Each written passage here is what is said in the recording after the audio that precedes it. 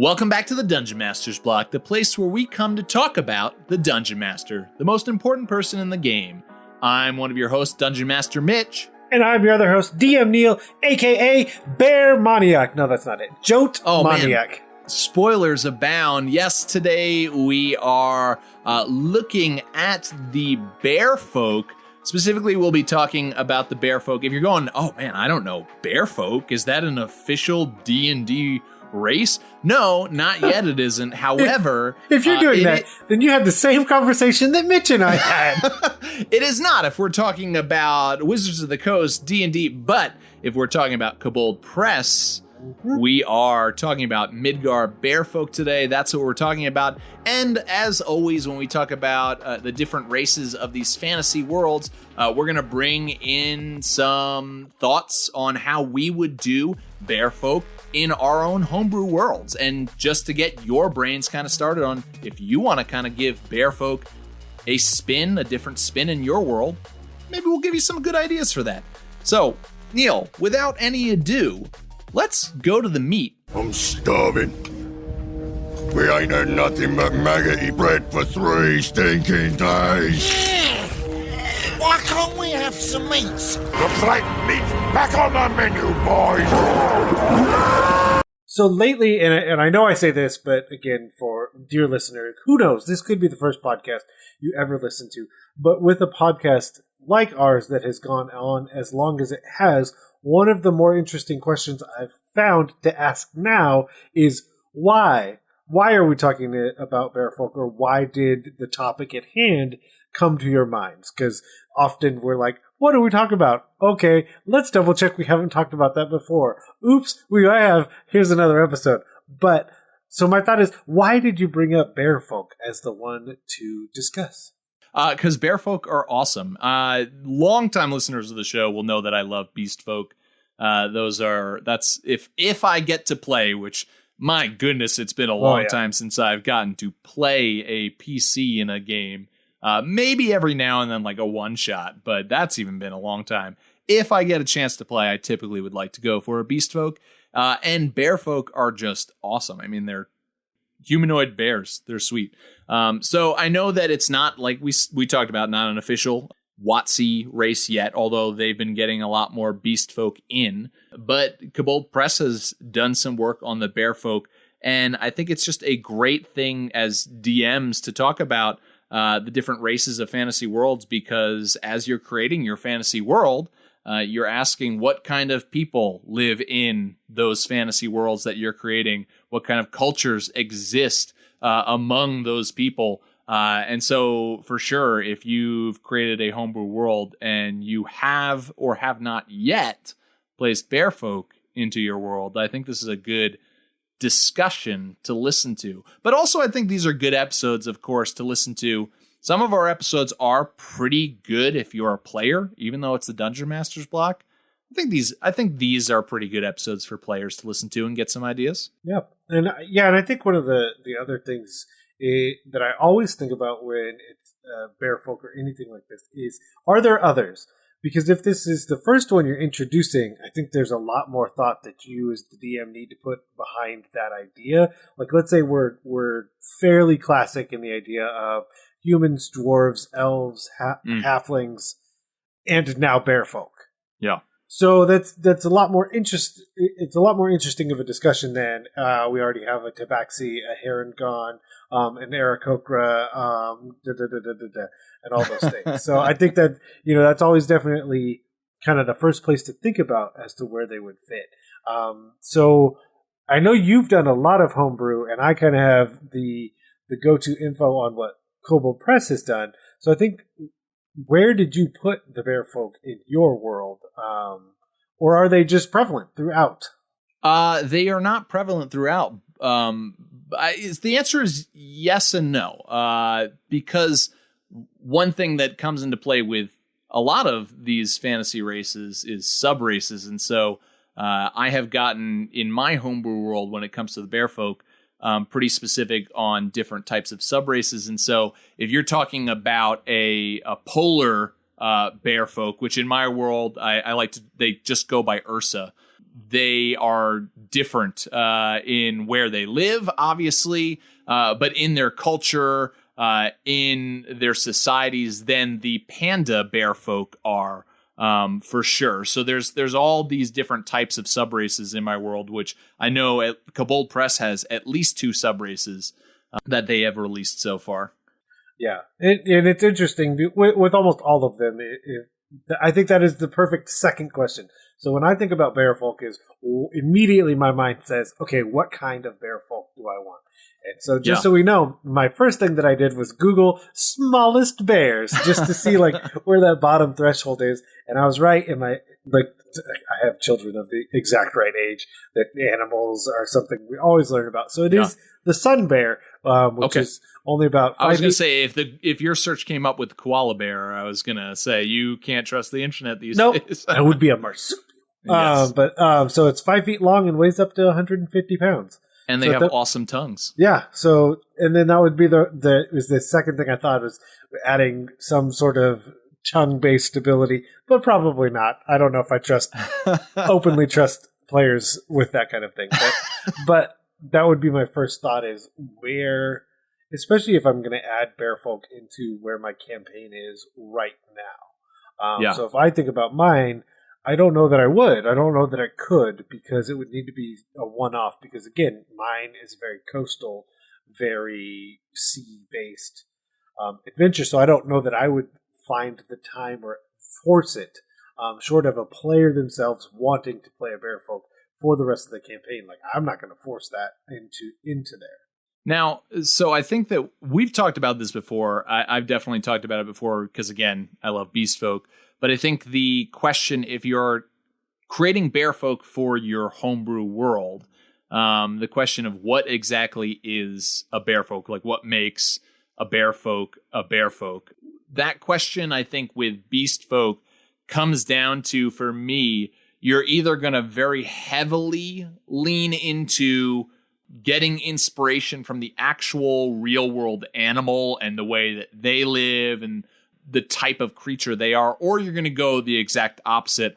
Again, I know I've mentioned this in podcasts before, but I think of if leaning towards that opposite, the first thing I think of is Reepicheep in the Narnia books, because he's a mouse that he's all about nobility and bravery, because as a mouse, he doesn't want people to look down on him because of him being a mouse, so he will run into battle. The first one to run into battle constantly talks as if he were 12 times bigger the size than he is.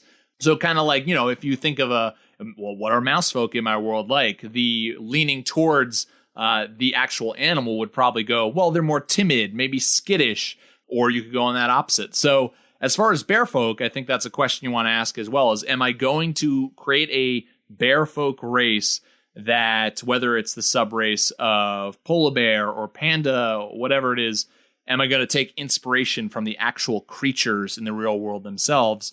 Or am I going to defy the odds and go a different way and say, yeah, forget everything you know about pandas. These are not going to be like pandas. But they do all sound like Jack Black from Kung Fu. That's it.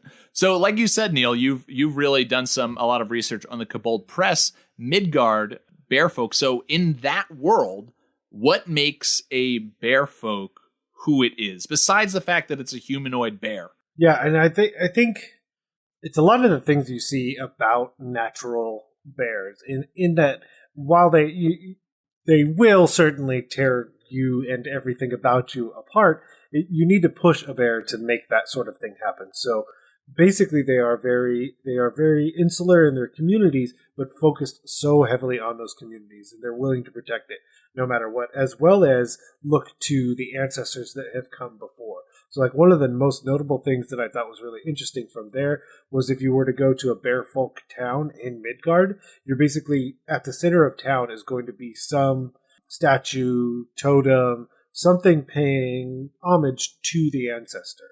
And then some other interesting things are like, while that's also true, there are no familial lines. Like just as we would name a child, we give that child its name, and then it earns its second name. So is it so and so Ironhide because they were able to withstand some terrible battle and come out of it unscathed or something like that. So and then, like I said, that affinity towards nature, focusing on martial classes first because they're giant bears. Let's not get it twisted. But then also looking towards rangers, druids, and clerics, especially for nature related things. So I think and it's more of like your brown and black bear because again that's more of what we see in the real world. I don't know why I did air quotes. It's the real world, whatever. So I think those are my biggest takeaways. And I have some ideas on things I would personally change, adding them to my world. Yeah, so how are they in the world and mind of one DM Mitch? They're I told you this pre-recording while reading up in the Kobold Press Bearfolk. I told you, oh man, there's a lot of similar things here. The Bearfolk in my world tend to be like all these good qualities that the Midgar race kind of leans on. They're very noble in the way that they try to live. They lean heavily on their people, whether that's their tribe, their family. The Midgard Bearfolk, when it comes down to if there is a disagreement, they will go, if two Bearfolk can't like decide on a disagreement together, they will then go to the elders of the Bearfolk to make a decision. And it kind of seems like there's an honor-shame culture going on with the Midgar Bearfolk, because if you go against the will of the elders, it can be very shameful for your tribe and your family. In my world, my homebrew world of Atos, like I said, I have a number of different Bearfolk. So the polar Bearfolk are the one that I've spent the most time working on, and they live far to the north in the tundras, very far away from human civilization, which is for a number of reasons. But the reason they first moved as far north as they did was because along with Bearfolk in my world are werebears, lycanthropes. And in my world, werebears are not typically good. It's just like werewolves. It's a dangerous thing. You don't want to run into a werebear. And so early on in the civilization of my world, when people first encountered the Bearfolk or the Ursas, they actually tried to kill them and hunt them down because they thought they were coming across werebears and wanted to stop the spread of the lycanthropy. So that kind of pushed the Bearfolk further and further to the north, at least for the polar Bearfolk. That was their experience. I thought that was a fun way to kind of mess around with werebears being a thing in fantasy worlds, but also Bearfolk. And like, how would those two? I felt like having good werebears and good Bearfolk was kind of just too similar. So I went with a little bit of a different path for those that way. And it works. I mean, always looking at lycanthropy as a curse. I mean, then it's usually not, yay, I got cursed. Yeah. But the other interesting thing you brought it up is that familial sort of thing. One of the funniest things from the Midgard version is that around 5 or 6, bear cubs become super adventurous and kind of just look at everybody as part of their family, regardless of whether or not they're Bearfolk. So they'll just wander into the normal town and just dig around in the pantry and also just be like, well, yeah, I'm a part of this family now. And then it's just well, I mean, it's not the worst thing. They do listen really well. They do a lot of chores, and they're pretty yoked out for a 5-year-old. So could be worse. That's very similar to the brown and black bear folk subrace in my world as well. They like to explore. A lot of them become adventurers, and they are maybe too trusting until given a reason to not trust, and so they will quickly become very good friends to the point of saying oh, you're family, you're my new den, you're my new tribe. That's very similar. So yeah, the Midgar Bearfolk are very similar with the black and brown Bearfolk of my world. The polar Bearfolk are very different, as given that history of being driven further and further north.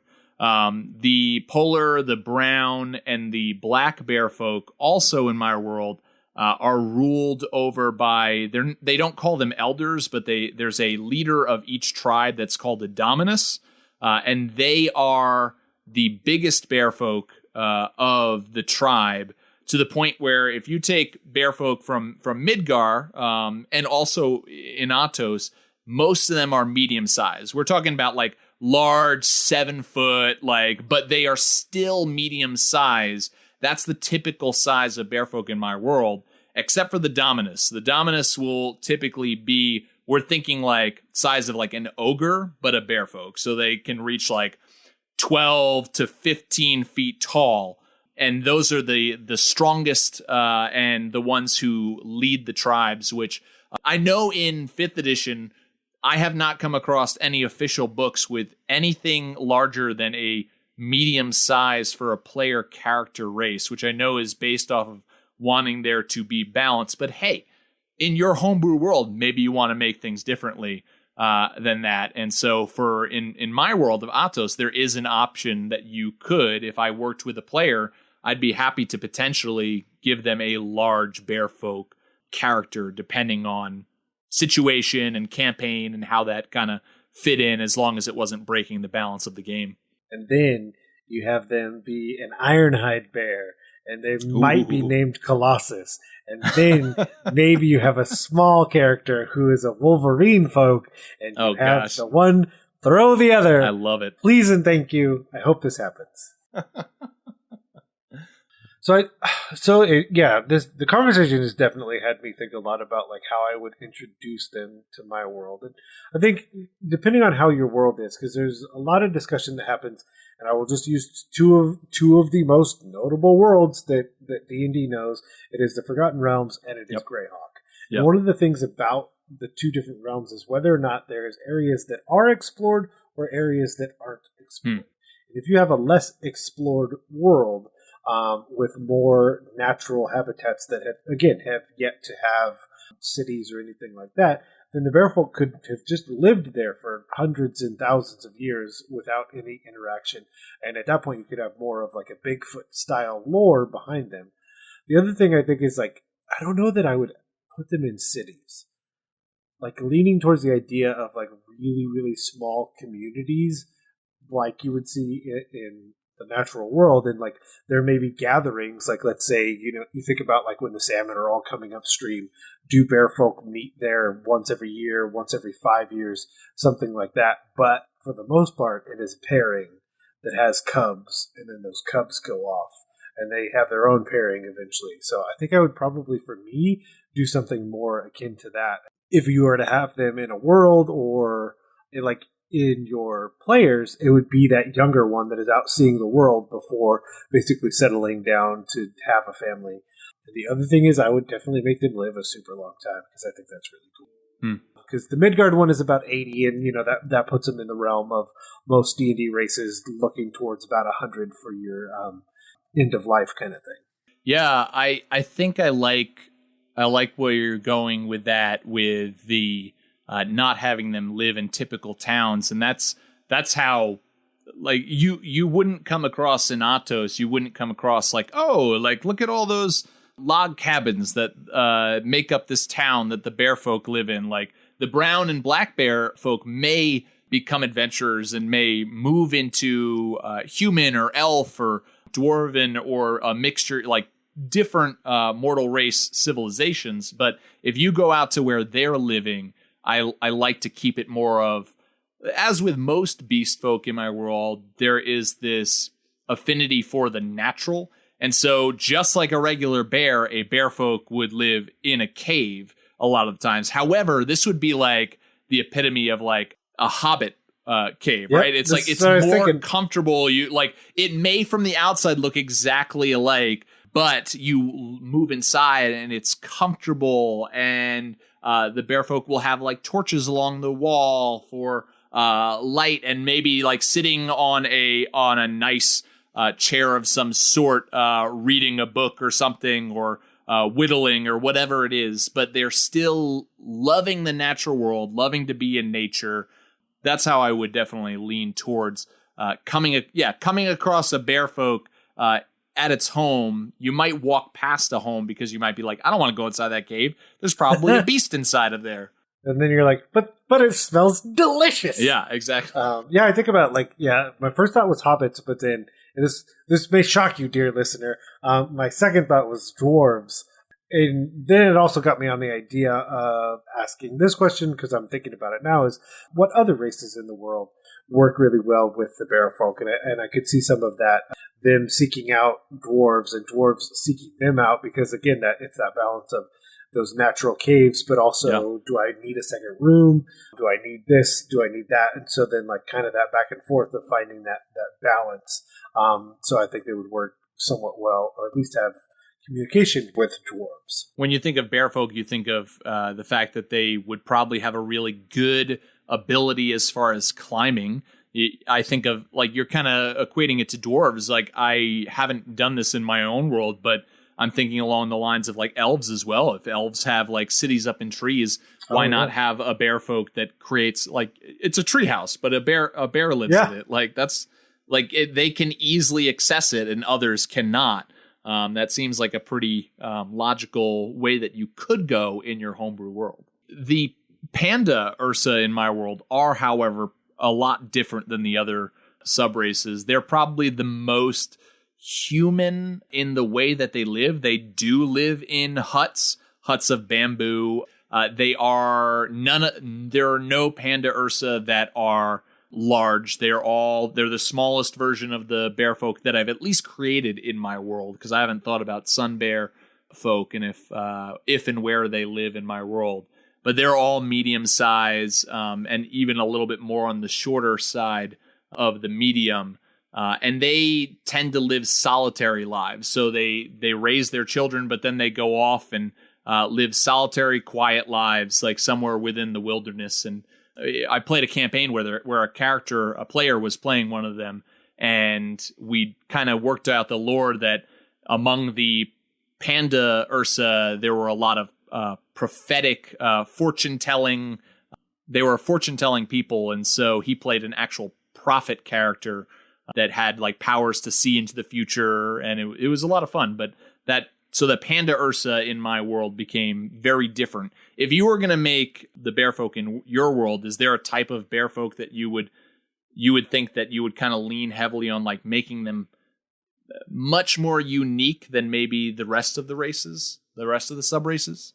Yeah, so I am leaning more towards the polar bear as well, because I think that that solves a lot of the equations and questions kind of in my mind of why aren't they there yet? Why are they showing up now? And it could be that something's happening, off the top. White dragon is a problem. We need to send someone out to deal with it. But I think to set them apart, one of the things that I guess it solves almost every problem that I said I had before, and through this discussion, we've now resolved them. They can swim really well, so I guess that solves my previous issue of being out in the water. So I think that that's where I would lean, is that having this coastal bear, or because it makes me think of the Minotaur, that they're all seafaring, which is super weird to me. I think having switching some of that up and replacing it with a polar bear folk. And having them being seafaring, or at least from island to island, but still being in colder climates, and then you can start to do some of that tribe and culture aspect be towards Vikings would be another way I would probably go. Oh, Viking Bearfolk sound amazing. If you think often you see all that drizzling, just deep in your bones, cold rain in those scenes with Vikings, but then having long ships or something like that that they make, but then also having the ability to just jump off and dive deep kind of thing. Yeah. Now I got to see if I can convince a player to be a polar bear. I think another question that you could be pondering if you're thinking about adding Bearfolk to your world is their origin. I think when it comes to beast folk, that's always an interesting question. How did this race come about? Was it simply a god created? Maybe there's a bear god created a people of his own. But within that origin, was there, like, did the Bearfolk come from the awakening of some regular bears? Were they blessed with higher intelligence, and then they started becoming more of a people because of the blessing that a god has given to them? Or was it with some beast folk in my world, there was magic involved, whether by accident or by purpose, that the dumb beasts of the world were, through magic, given intelligence and became the race of this beast folk. And it's always a fun way to do it, where it's just, we went from 0 to they're here. Welcome aboard. Let's try and figure this out. How are they incorporating and making their own spot in the world? How are they having to try and like fold into everywhere else? Oh, that's always good. Well, and again, too, if you're talking about different sub-races, you could have multiple different ones. Because I don't have an answer for what the origin of the panda ursa or the black or the brown bear are in my world. Well, I guess I do have an origin answer for the black and the brown bear. It's that there is a god that depicts himself as a bear, and he created the black and the brown bears to have his likeness. But I haven't created like any sort of story based around that, just like that's where they came from. However, the Pola Ursa are different. Again, more of a tragic interaction with humans there. There were these human hunters that hunted bear and wore their skin, but they didn't have a respect for nature, and they would hunt for simply sport and not use all of the meat and materials from their kill. And so they were cursed by the god, the bear god in my world, and they became bear folk. So they were wearing these polar bear skin, and all of a sudden they couldn't get it off of them because they were cursed and became this bear folk of the north. Yeah, and having that be closer to it's all good, and so like trying to figure out how close that is to what you're doing. I mean, it certainly changes some of the stories that you're going to tell, some of the struggles that you're going to face with that introduction of the Bearfolk. Because was that a generation ago? Was that 100 generations ago? I mean, it definitely changes a lot of those conversations to be had, certainly. If it just happened, I mean, there's just going to be, and pun intended, some animosity from that race towards those that had done that in the same way that you can start to have that. I mean, the number one place is that the Captain America, like that man out of time, of just like if you just had them switch over, that's another thing. Like they don't understand the nuances of the world they now find themselves in, and so you're constantly kind of butting up to that as well. Yeah. So we've talked a lot about the story, the narrative, which is obviously one of our focuses because it remains evergreen content. Because Bearfolk, this conversation about Bearfolk could be just as important to your 3rd edition game, your 4th edition game, your 7th edition game, whatever that comes out. And good for you for listening. If that's anywhere near true. Wow. But one of the conversations we'll have now a little bit is to talk about some of the mechanics you could add to your Bearfolk race.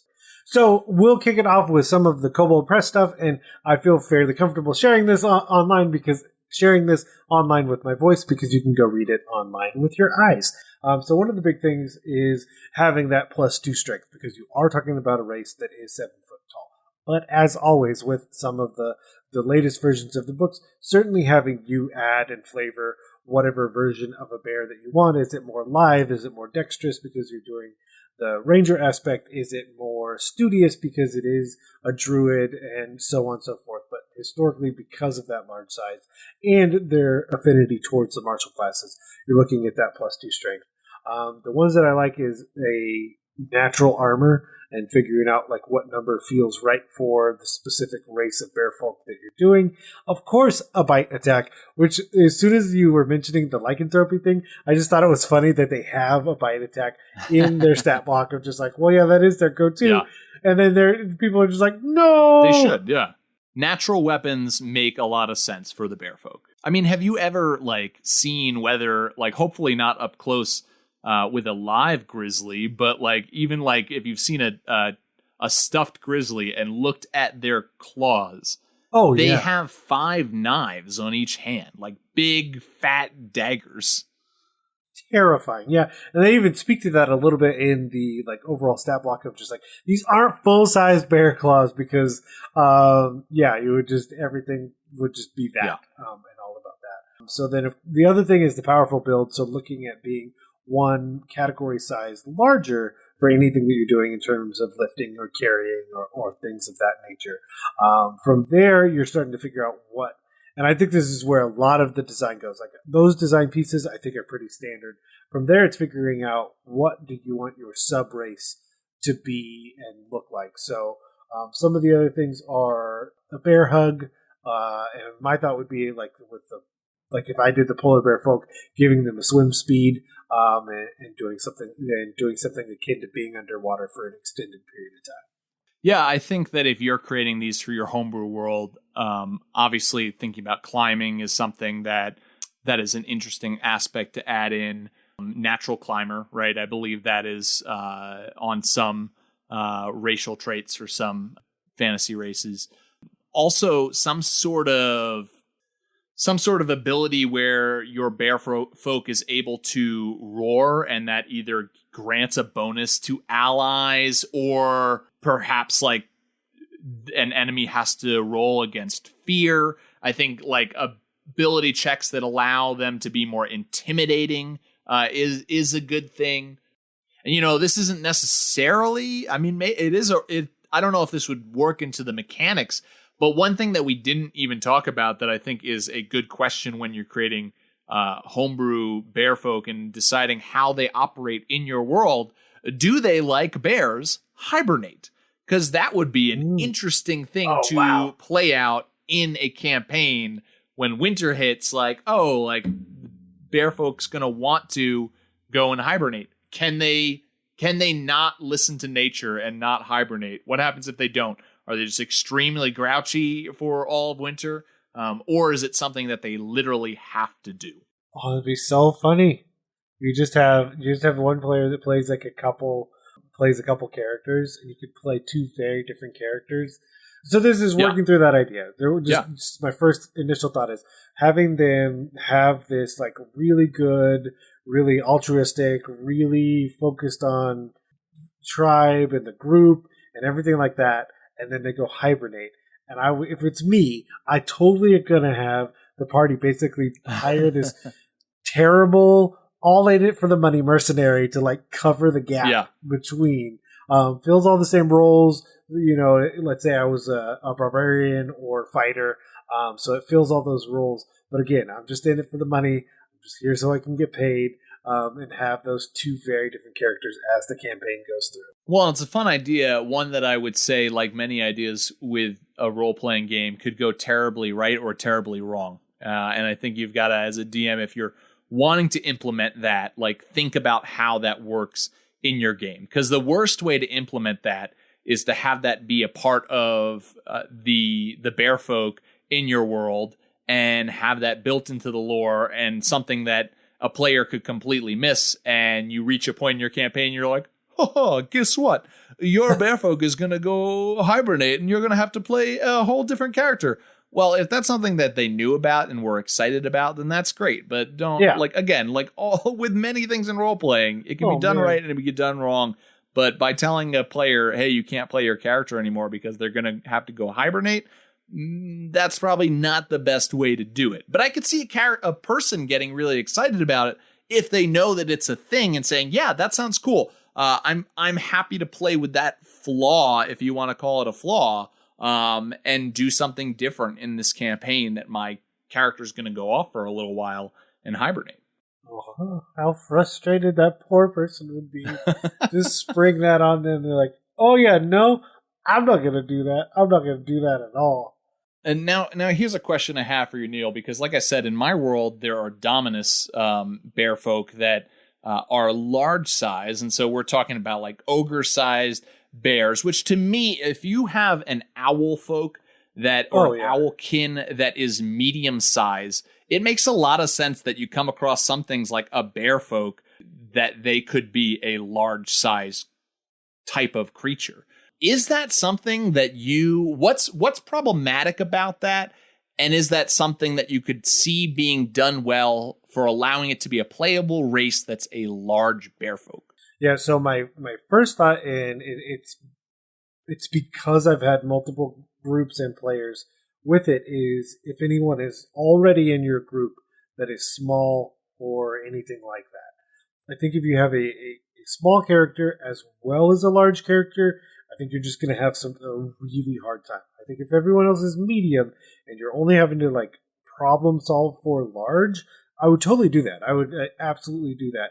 And I would, just to clarify, what is the difficulty in having a small character and a large character going on at the same time? So I think the struggle is that you're going to have to, because you're going to have to problem solve for complications as well as positives. So you need to have positive and negatives from falling outside of medium, is my first thought. It's like there needs to be, like when you go into a dungeon, I think there needs to be a problem, not a lot of problems. I think you need to make every door being, yes, like you're constantly crouched. You're at a disadvantage the entire time that you're in the dungeon. No, I think there needs to be a problem that all gets addressed and then goes away, because that's another thing, and that's sometimes great DMing, is having your players solve a problem and that problem is now solved, not asking them to do it every single time. But then you're having reverse problems, because now you have these wide open spaces that work so well for the small, but if I force something down to small, can my large player character even get through at all? So I think that'd be my biggest concern, is number one, do I have a small character? And if I don't, then I'm totally on board. I will solve those problems as well as put them in front of them. Because I also think of like trying to get away quickly, as well as can they reach something that no one else could reach? Could they help players out of a scenario that no one else could? Do they have that strength advantage? All kinds of different things. Yeah, I mean, I think it comes down to sometimes to the group you're playing with, and having a group that wants to be a team, not outdo each other. Because I could see a small, like a halfling and a large bearfolk being amazing when the halfling's constantly like riding on the shoulder of the bearfolk. The halfling ranger is like on the bearfolk. That's the way they go into battle. Like I'm thinking like a Rocket and Groot situation. Oh, yeah. That could be great. But yes, certainly if there is a shadowing over, that could be very difficult. I think that's the obvious reason why. Is there a problem with it?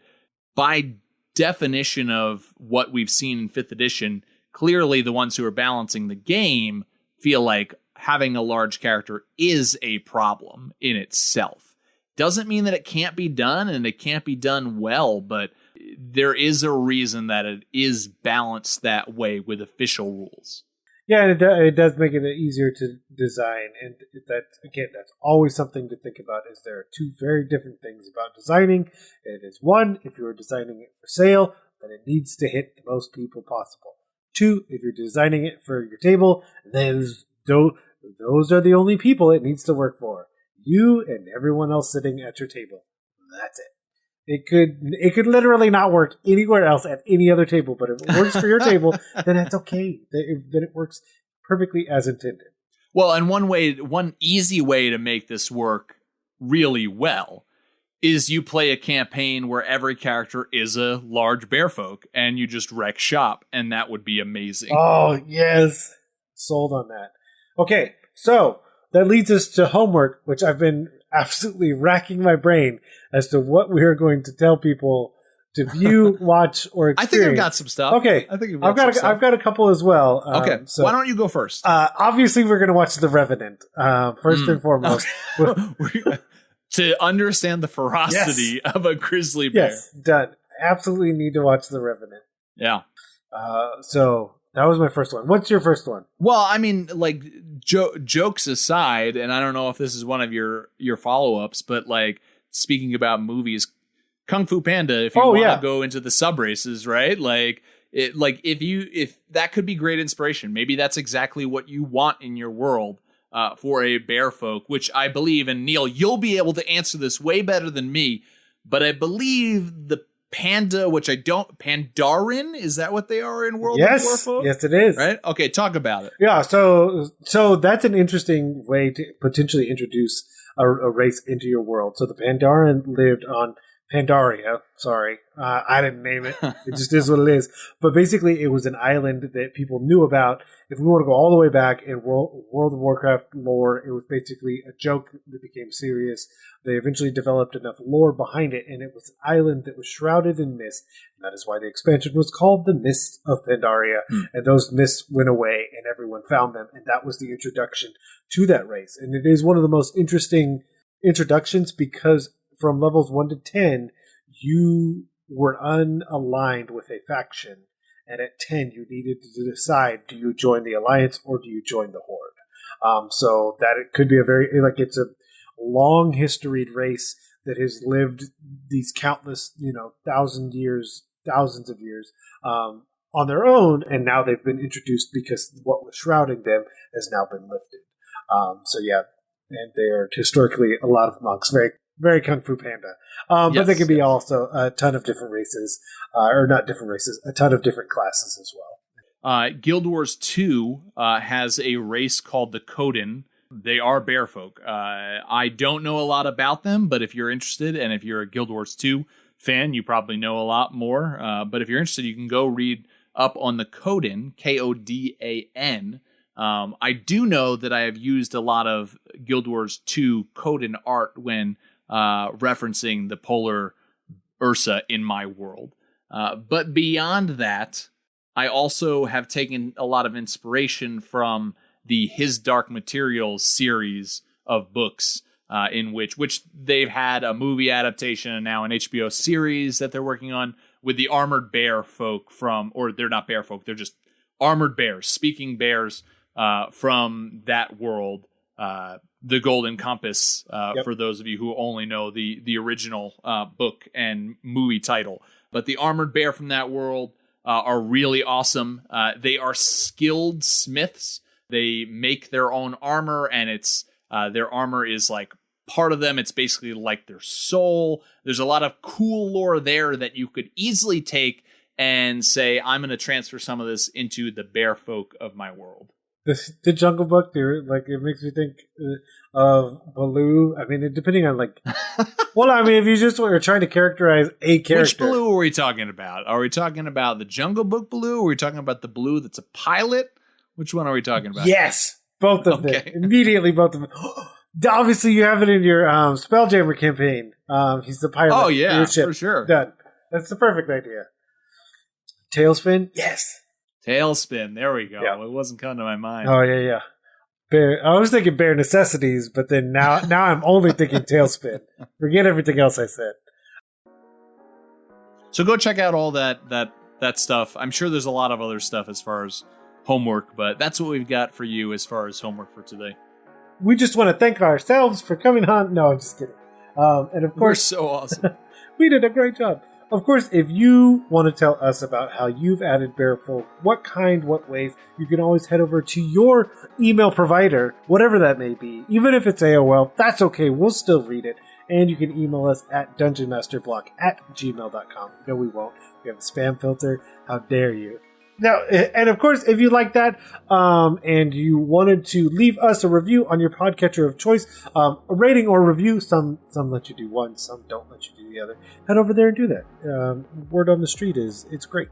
You can follow us on Twitter at DMS_block. You can like our Facebook page, or you can follow us now on Instagram, DMS_block, just like Twitter. Go to all three of those places for updates about the show. And as always, the Dungeon Masters Block is a proud member of the Block Party Podcast Network, where you can check out other shows like Detentions and Dragons, Dungeons and Dragons and Daughters, and more. Well, that's it for this episode of the Dungeon Masters Block, the place where we come to talk about the Dungeon Master, the most important person in the game, the only person capable of playing God, mauling characters, and eating the honey of every character at the table. I'm DM Neal. Good night. Good luck. And I'm Dungeon Master Mitch, reminding you to keep on dungeon mastering.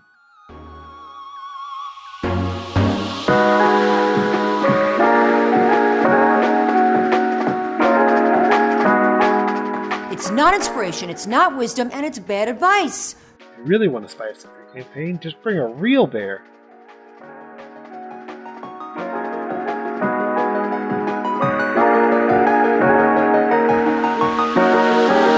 Goodbye.